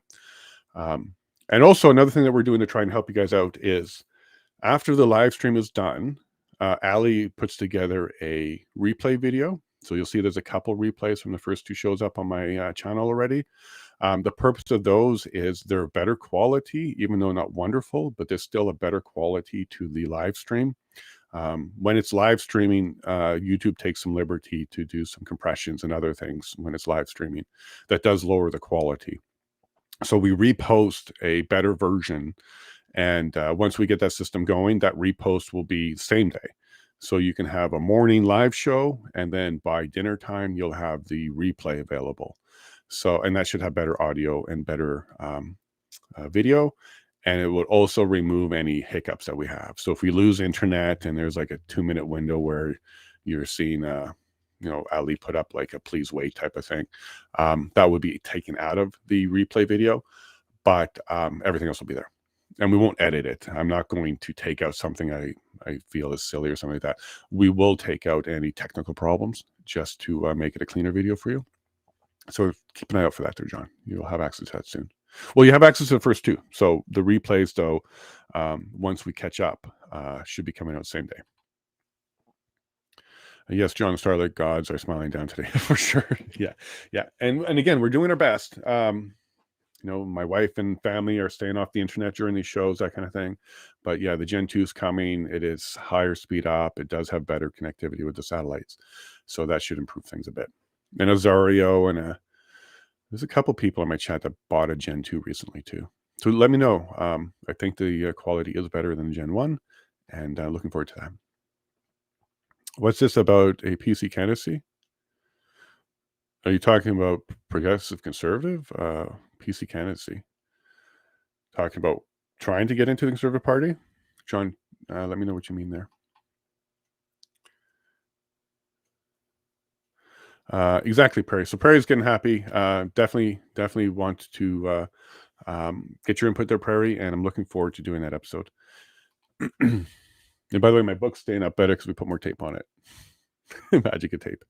Did Poulier consent to a PC candidate nomination process where you are? He doesn't have to. It's the association for the riding that does that. Pierre doesn't have to give consent or anything like that. What Pierre might be able to do, being the leader, is nix any candidate, if any nomination for somebody. But no, the Conservative Party itself has a process where if you want to be the nominee, it's an application form. And then the association, the riding association, because it's really the riding association who puts forward the nominee for that riding. I'm sure the headquarters has some say in it, and they can say or say nothing and just let it go forward. But that is the process. So I will be working with the local riding on that one when the time is right. Now, I do think it's a slim chance, but I've never been afraid of hard work. So if it's difficult, that seems to be what I'm attracted to. So I'll have some more information on that for you, John, going forward. Our phones listen to us for sure. Yep. There was even a commercial that made fun of that because they would say the magic words for Google would be the 2 letters and then the word Google. And I'm not saying that now because it probably would work for some of your phones. But there was an ad that would do that. They would use the command to wake up the phone, and then they said something after that, which caused your phone to pull up a website or a video for their product. And that upset a lot of people because then they realized, probably for the first time, that their phone's always listening, and it's not just your voice they're listening to, and they received a command from a TV. So woke some people up. In fact, I believe the advertising industry pushed back on that and said, don't do that. You're creeping people out. You can still, there's still other things that they do. They do put tones and stuff into TVs that your phone can pick up. But anyways, I think the advertising industry pushed back on that because the response from the community was so harsh. And then Scott says, what do you think about the balloon from China over Canada? They're testing the responses. Okay, I don't think the balloons themselves are very technically impressive. I don't believe that the balloons themselves are picking up new information that they can't pick up from other means. I believe that this is a test of response. What will you do if we invade your space? What will you do if there's an unknown thing? What would you do? I think that's kind of where they're going. I do think it's a precursor to something bigger. I do think Taiwan and China is going to be an issue. I do think that the Ukraine-Russia war was basically a test to see what the U.S. and the West would do. I believe all of that for sure. So stay alert, stay vigilant, and make sure that we can take care of ourselves in case supply chains go down, in case nothing from China is making it across the ocean anymore. Do all that kind of stuff. Like you can see here, this microphone, Chinese export, CE. That's what that means. Chinese export. So even this microphone came from there. I really, really think that it's testing what we would do, and I don't think we're passing that test. I think they are moving along with their stuff. Thanks for that question there, Scott. Clay, for sure. Ever have a conversation, and when you get online, you see ads from something close to what you're talking about. See it all the time. And what's also really not helpful is, let's say you search for something on Amazon. You're going to see that on every website. You go search for a brand new bathroom rug, and you're going to see bathroom rugs on all over these websites. What really sucks, though, is they don't stop when you make a purchase. Right. So for weeks after, you're going to be seeing this product that you researched and you already purchased or decided not to purchase. So these ads, the technology they're using, I don't think are very effective for what they're trying to do. Look, I'm not trying to say they should get better at it. I really think they should stop it. But even if it was like to have a technical advantage, they're not even very good at that. Prairie says, yes, the modern Winkler area. I don't know that reference. Oh, by the way, everybody on here, I do know who Red Green is. I watch that show all the time. I noticed your comments while I was doing the music. I absolutely know who Red Green is. And Scott, when you said do something with like Red Green, I got it right away. And it actually got me thinking, you're not wrong. That's a cultural issue or cultural show for a lot of us. We grew up with Red Green, Steve Smith. And he had the trustworthy father figure, handyman, do-it-yourself persona.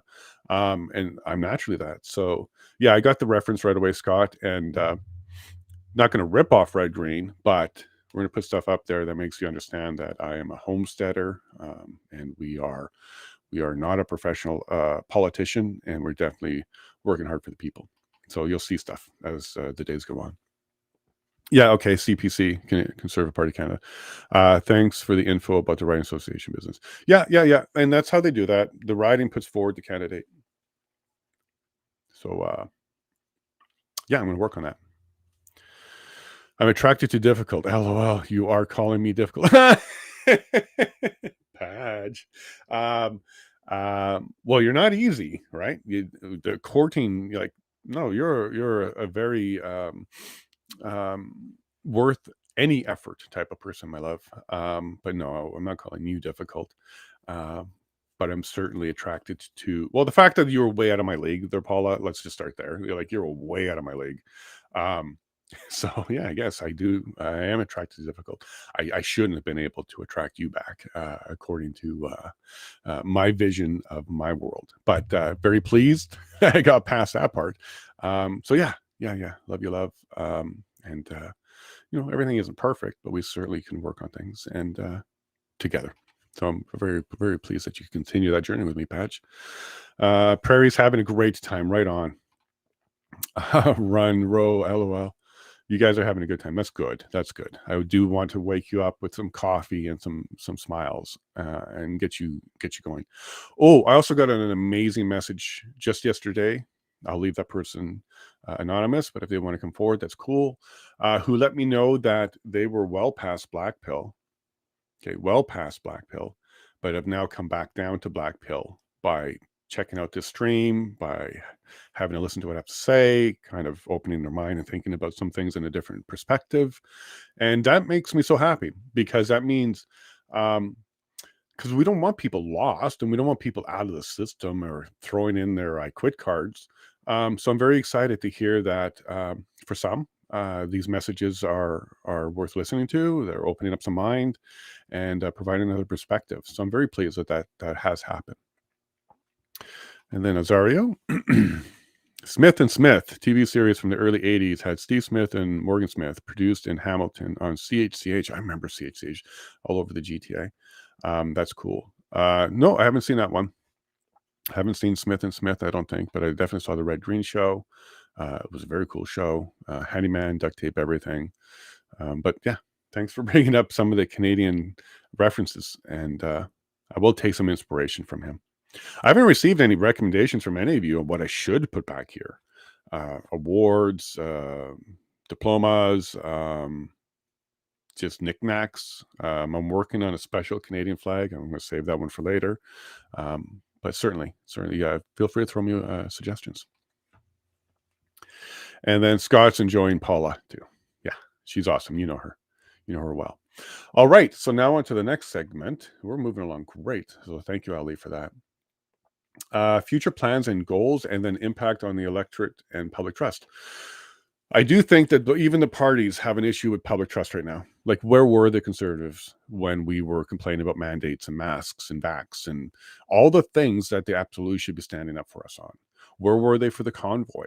They made a couple sound bites, but it was really Maxime who was standing behind the convoy. Where are they on the China stuff? Where are they on?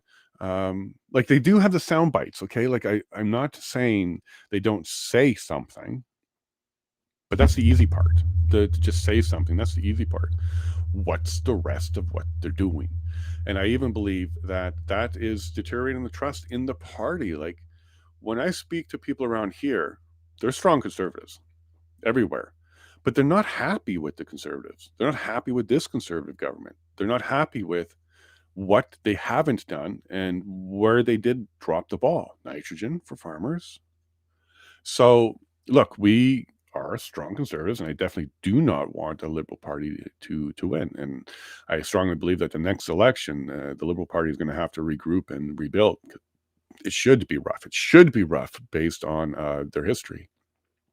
But we need to build the trust back. You do have to trust the fact that when you reach your MP, they are going to take some sort of action, whether they explain to you why there will be an action or explain to you how they're going to create a path forward for action. There needs to be some more communication and understanding of what they're doing. So what I commit to, one of my pledges on my campaign is to be the most transparent and the most streamed MP Canada has ever seen. Set that stage. So other than like bathroom breaks, I want to basically have a body cam and basically stream the entire thing. Other than secrets and things that I'm not allowed to share under penalty of law, I would share. So what meetings am I having? With who? Can we stream the meeting itself? My intention is to become the most transparent via technology candidate and MP that has ever come across the Canadian landscape. Now, hopefully, I'm just the first. And then after that, that's kind of like how most candidates and MPs act because Canadians will demand it. So if you're able to see where am I going, who am I meeting with, what am I working on, that's what I want to be transparent about. I will give either monthly or biweekly expense updates, schedule updates, progress updates. Being a tech guy, being a project management guy, I'm really used to reporting back and providing progress updates. So I would absolutely do that. And I think if every MP was doing that, that would rebuild a lot of the trust into even the party system by showing people, well, here's where we're spending your time. Because MPs make about $1,000 a day. That's their salary. It's about $1,000 a day. So what are you getting for that 1,000? Okay. Yellowhead for our 1,000. Every once in a while, we get a Jubilee pin handed out. Look, I really am pleased that members of my community have caught the attention of the MP to the point where they are awarded Jubilee pin. That's nice. But is that really the focus of an MP? Okay, it's nice if he's going to places and giving speeches and we can hear his speech and he's really fighting strong for us, or at least he's giving us the propaganda that makes us believe he's fighting strong for us. And then, as part of that ceremony, oh, and here's Cindy Lou and here's John Doe, and provide a pin, I'll applaud nicely. I think that's great. But that's not what we see out here. We actually see him for the sole purpose of driving to a place to take that picture and then go somewhere else. There's no speech. There's nothing he's sharing on his media about it. I don't think that's $1,000 worth of value personally. I think if you're making $1,000 a day, you earn it. You earn it. And to me, if he's out handing out pins, he's not in his office working on legislation. If he's out handing out pins, he's not out there pushing the opposition. If he's out there handing pins, he's not doing research on what this nitrogen stuff does. That's my position. I'm a two-purpose type of guy. My wife will tell you this. I would prefer that I get two or more things out of something. So, for example, if I'm going to, and someone earned, hand out a pin and recognize somebody for their hard work, add a speech, make it a stop, announce it, meet more people, make it a community thing, turn it into more of a, not a photo op, but an actual community recognition, then I'm in. So there's more than one thing to do. Then I'm in. Then it makes a lot more sense. But I don't think we're seeing that. I would love to show, here I'm working on this legislative process, and here's my draft, and here's where I'm going with bank reform. Here's where I'm going with parliamentary reform, and show it. Get your comments. Have a stream about it. Go through the document as I'm drafting it. This is what I think we need to see a lot more of. And if we do that, then we would absolutely build a lot more trust into our MPs being able to reach me. You could go to WhatsApp, you can go to Telegram and send a message. It gets to me. That's exactly what I think the future of MPs should be. And I'm more than happy to be one of the first. I'm an introvert. Have you noticed yet? I'm an introvert. This does add stress to my life. This isn't my natural desire to go ahead and put myself and remove all privacy and sit in front of a whole bunch of people and expose myself. That isn't my nature, but my nature is to do the hard thing to get the job done. So if that means I am a extrovert on YouTube and get my message out, I will put the hat on and work with it and do my very best. If I can then take that and make it a more transparent candidacy and make it a more transparent member of parliament, well, then I would love to bring that to you, and hopefully that does help others decide to do the same thing. We would have a lot less confusion about what an MP is doing if you could see, you could really see, barring national privacy issues and security issues and personal privacy issues and things like that I think everybody could get on board with. Barring that, everything else. When am I flying to Ottawa? When am I meeting with this group? When am I going to Indigenous groups and meeting with them? Where am I? All of that. I think we should do that. Why not? I'm not embarrassed. I have nothing to hide. So happy to do that. So I really strongly believe that will help rebuild trust into our political system with our political candidates. And it will also assist with giving people the rightful impression and access to their MPs. It shouldn't just be those who came to or as determined by the staff of the MP. Everybody. Cool. So thank you, Ali. We're certainly moving along nicely here today. And let's see what Paul is saying here. Who's this? Prairie. I ask people all the time. Sorry, Prairie. I think I jumped out of what you guys are chatting about. If you can just kind of remind me, I'll happy to comment on that. Ellen, what's that humming in my headset? What's that humming? My headset or his mic? Is there humming? Do you guys hear a humming? Maybe it is your headset. Let me know. I can check the gain. But let me know. Sorry, Ellen, if there is something coming from our end. Maybe it's maybe somebody connected their alligator clips to our line and they weren't very clear on it, so they're hearing us and we're hearing them. A little bit of a joke if you're in a techie on how to tap into network lines.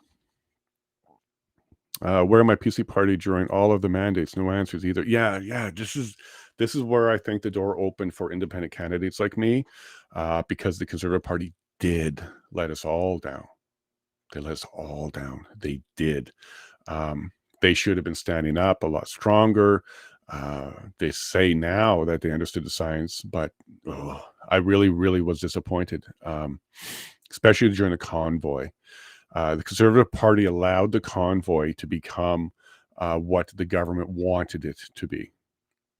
The Conservative Party did not assist or support the convoy for what it truly was, and that was the voice of Canadians.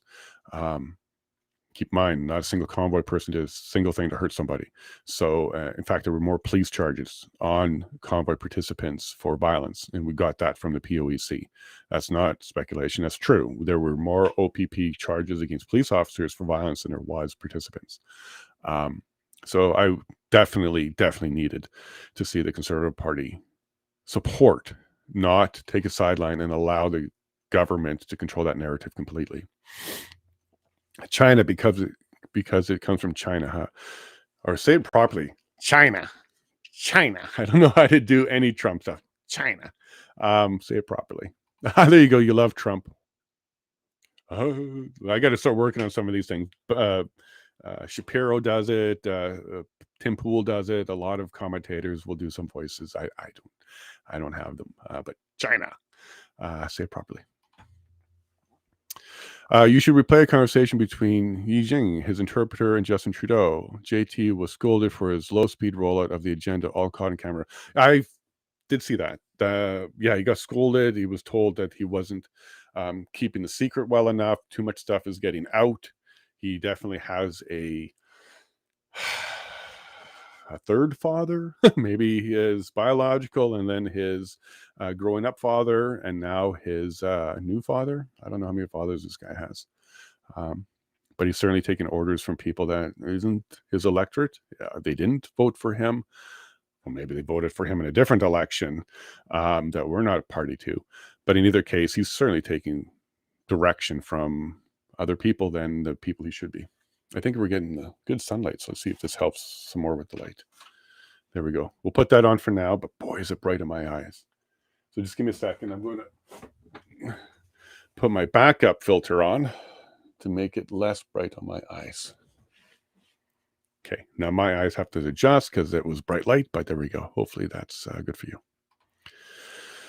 All right, Scott. Oh my God, I saw that Trudeau was shut down immediately, and he had to watch him. Yeah, it was like a young boy being told by daddy, you messed up. And daddy didn't mind that there was a camera there. And daddy had no desire to keep this behind his door. He absolutely let everybody know who's watching, who's in charge here. Okay, it wasn't our leader. He's an embarrassment to me personally. Like, he's embarrassment. I'm a proud Canadian, but I'm not proud of my leader. And by the way, you saw the G7 got together yesterday. They're going to now take some actions against Russia in order to starve them from this war. The only question I have for them is, if you actually had things that you could do, why did you wait this long? I think the truth is, whatever you're going to try to do are going to be moot. You're not going to do a damn thing. If they were things that you could do, you would have done them before and they would have been effective. They're not. And we certainly should get into this Ukraine war at some point.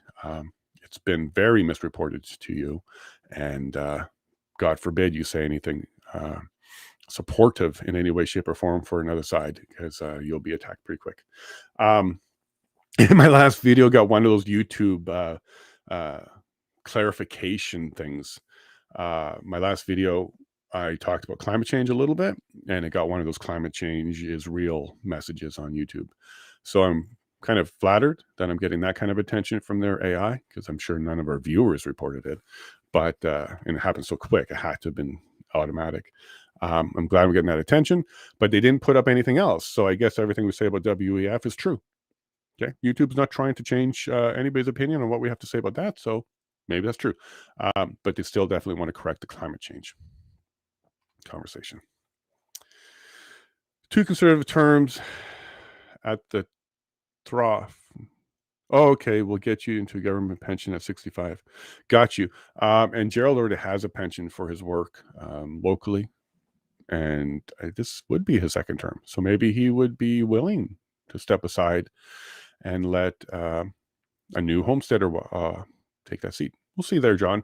My goal is to make change. So if it makes change under the Conservative Party or under my independent candidacy, change is what we're searching for here and trying to fight for.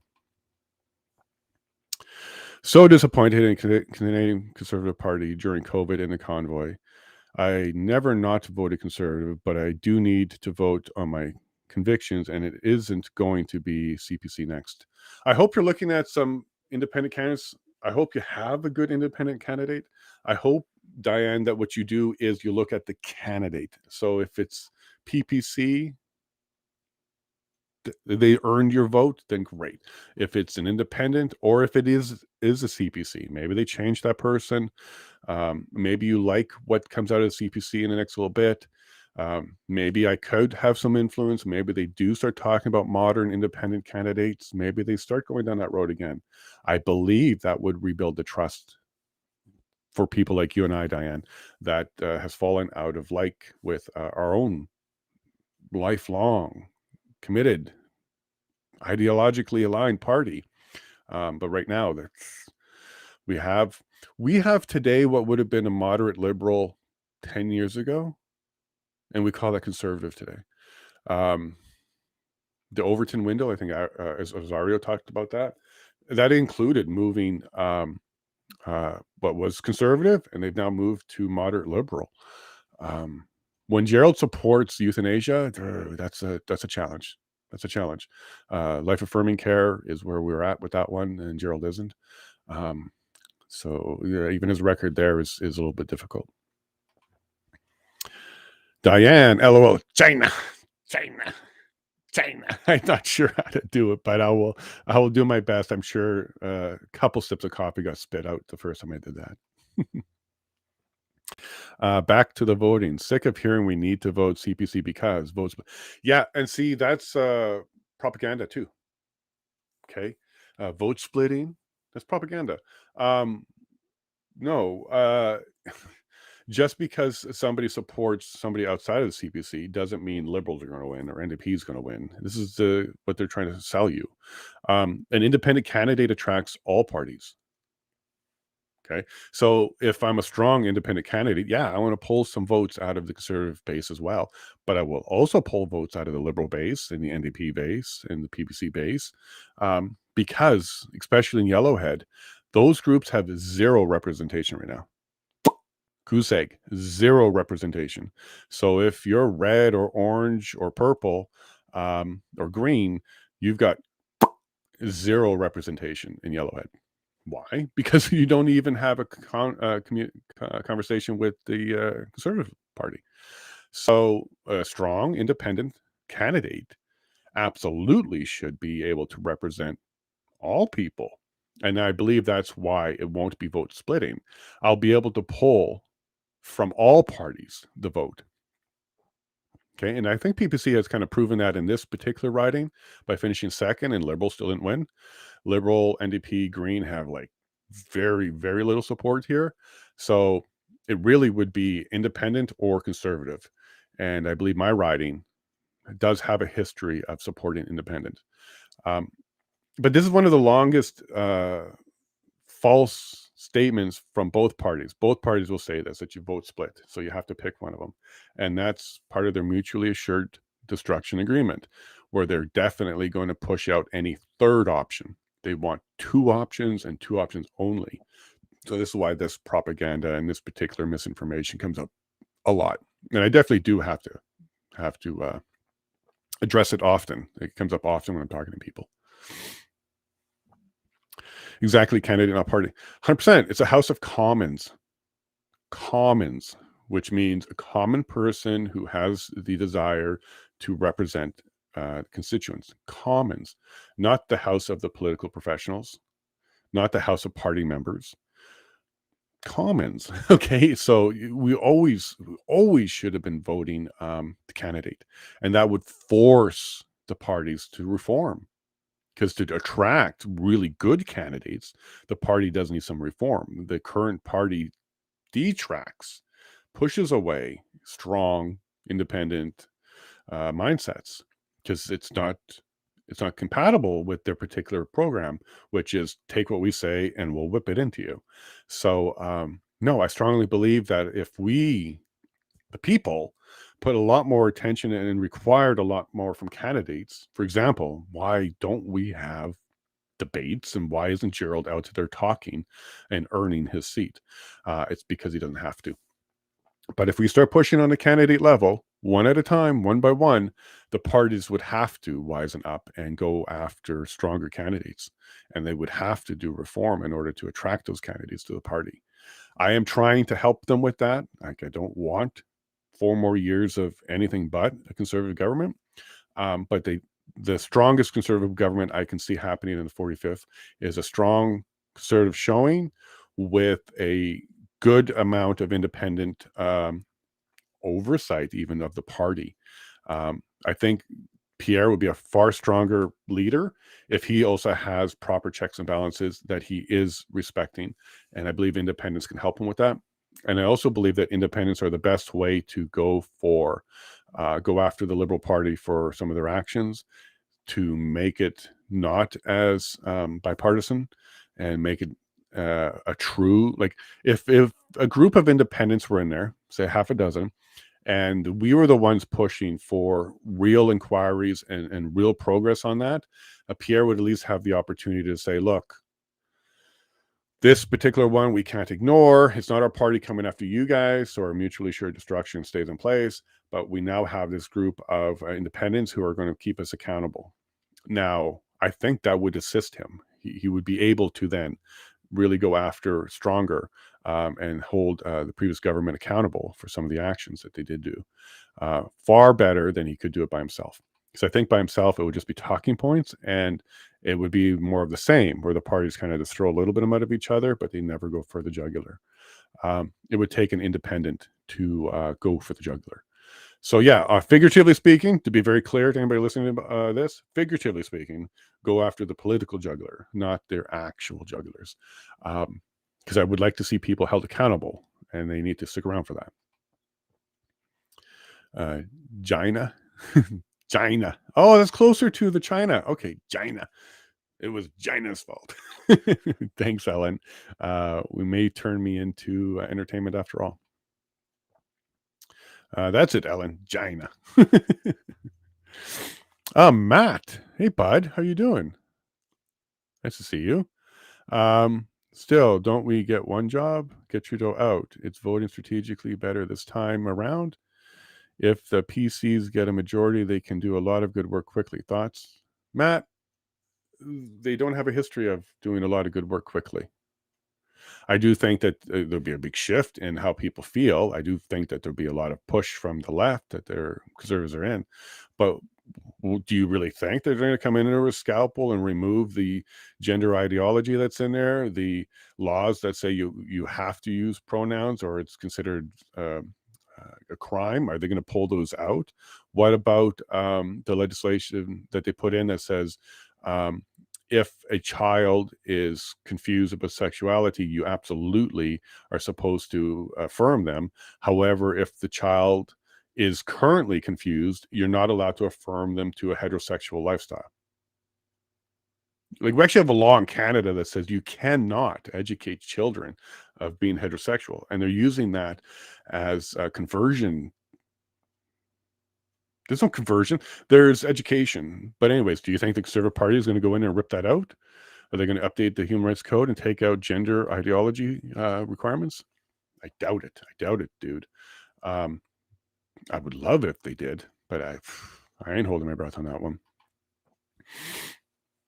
Or maybe Dinah. Dinah. We'll get there. We'll get there. Maybe I'll have a button that just says China. And Diane says 100%. So she's liking what she's hearing. That's wonderful, Diane. Thanks for joining us. And we're just wrapping up here. Look at how fast today's show went by. 6 minutes and we're done. Hey, John. I live in a riding where the CBC backbencher is looking for her 4th term, known as Casper the Friendly Ghost. Yeah, she's not doing much because she has never seen between elections, just a greeting card every 6 months. John, that sucks. We get at least a greeting card every 2 months. But dude, that sucks. That's exactly what I'm talking about. Like, you don't hear from them. Even Doug Ford made the comment. basically saying, leave us alone until the election. If you don't like what we're doing, hit us up at the election. The federal government has that attitude. Look, you elected us in, we can do whatever we want for the next term, and then you'll have your say at the next election. And that's because of how the systems are set up. It's party run. It's party run. Right. Yeah, I am wrapping up there, Ali. Thank you for the reminder. That's awesome, bud. Why aren't our MPs talking about NCI? Yeah, see, Diane, that's what I mean. Like, even they aren't getting behind public inquiries, citizens' inquiries. It's so disturbing. It's so disturbing. Preston Manning has a wonderful agenda here. He is doing hard work. He doesn't need to do this. He could retire. He did a great job for us already on all the efforts he's tried. This reform, this particular thing, completely being ignored. And I'm mad about that because I believe that this is a good version one. They did a good start. We need to turn it into a statute and give them a heck of a lot more power for future citizen inquiries. But I'll tell you why CPC doesn't do anything about it. They don't want citizen inquiries. Again, it's a duopoly. They don't want to. It's always been conservative, liberal, conservative, liberal. Look at every single election. It's just these two parties. So they absolutely have a duopoly. And they definitely do not want to set a precedence where they can be held fully accountable the proper way, because that would mean one day they would have to be fully accountable the proper way as well. So give me 1 second. I'm going to pull up our closing video. I do have a little announcement, a little promo video I want to share with you.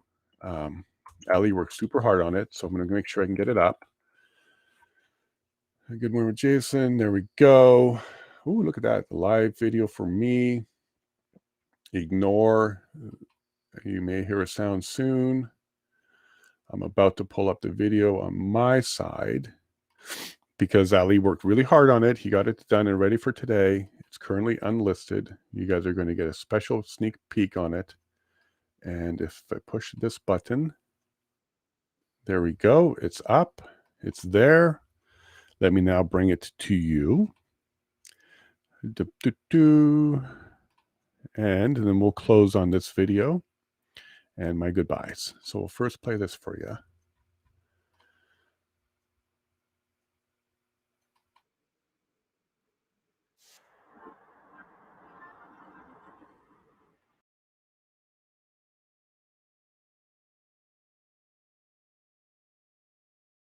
Sorry, folks, I didn't actually put it on the screen. Here you go.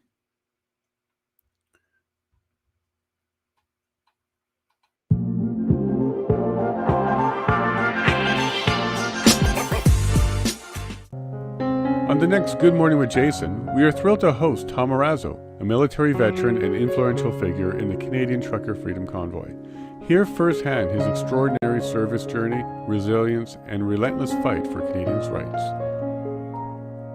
We will delve into his upcoming book, an inspiring account of his life experiences and the pivotal events of the Freedom Convoy. And if you're craving thoughtful discourse and fascinating stories, you're in for a treat. We will give you a sneak peek into Tom's brand new podcast, Meet Me in the Middle. Each week, Tom engages with intriguing guests willing to share their stories and expert insights, aiming to improve the world. Join us for an extended conversation with Tom Marazzo, a beacon of service and integrity. Tune in to Good Morning with Jason. Kickstart your day with an engaging dose of inspiration and insight. These 2 hours of your day could change how you see the world.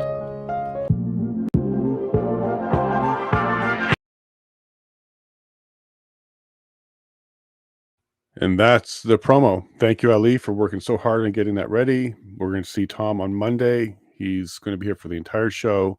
So the next show will be Tom Marazzo.